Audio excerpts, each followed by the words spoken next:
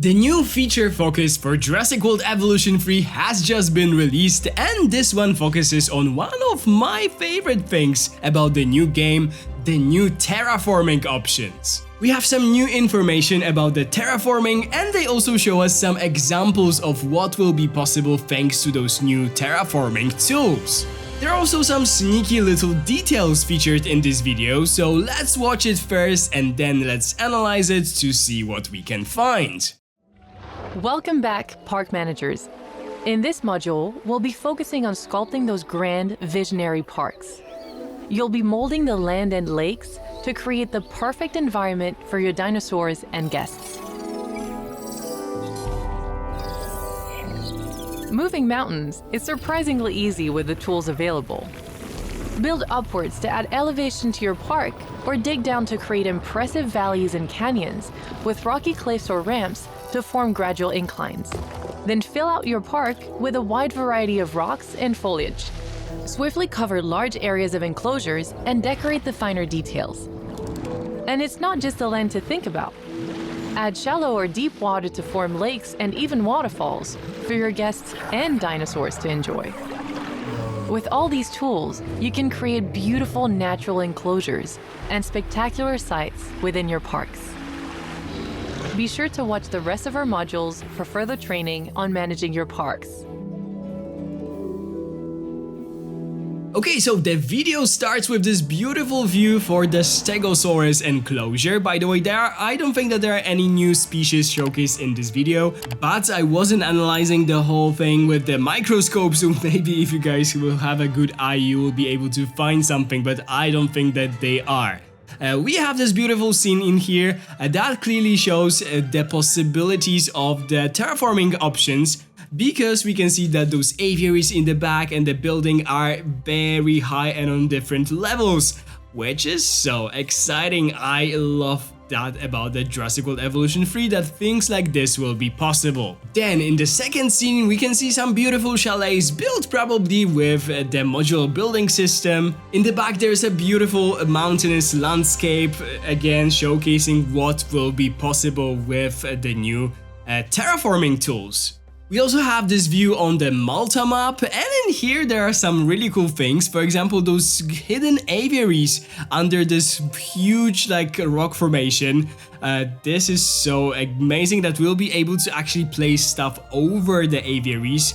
I am so excited for this. I think it brings so many different opportunities. And there's also some weird looking aviary and in the right part of the screen, just next to this rock formation. It has some metal structures attached to it. I am wondering what it is. If it's something built but with the modular building system, just some decorations, or does it actually has some purpose? I have no idea, but this is something very interesting. Then we have something more tropical. This is like a tropical landscape with some, I don't know, hotels or just some houses on those poles. But again, it is here just to probably showcase what will be possible with the new terrain tools. Then we finally move on to some juicy stuff, and in here they actually show us how much we'll be actually able to manipulate the terrain.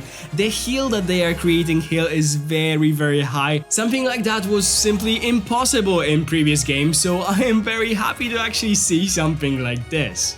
The only thing that I'm wondering about is if we'll actually be able to turn off those appearing rocks that show up when you are manipulating the terrain. Because for some things it could be nice, but for some others I would just like to have, bare mountains or something. But probably I assume, or at least hope, that we'll be able to turn that off. In here they are also showing us how deep we'll be able to make our ditches or canyons. This is also so amazing and such a step up from the previous games. And on the left hand side you can actually see how many different options for terrain manipulation we'll have. I'm not sure what they all mean, but I am very willing to find out when I will get my hands on this game, because probably they will be so useful to create those intricate terrain changes and environments. In here, it is clearly shown that there will be a tool that will allow you to randomly place multiple rocks as well as plants. We had something like this for plants in the previous game, so you guys are probably familiar with that, but the one with the rocks looks really promising. And then a very useful tool that is showcased here, a ramp tool, that will be so helpful with just paths for the gas. I always struggled to make those more gentle slopes, to place the paths on them. Sometimes my paths looked a bit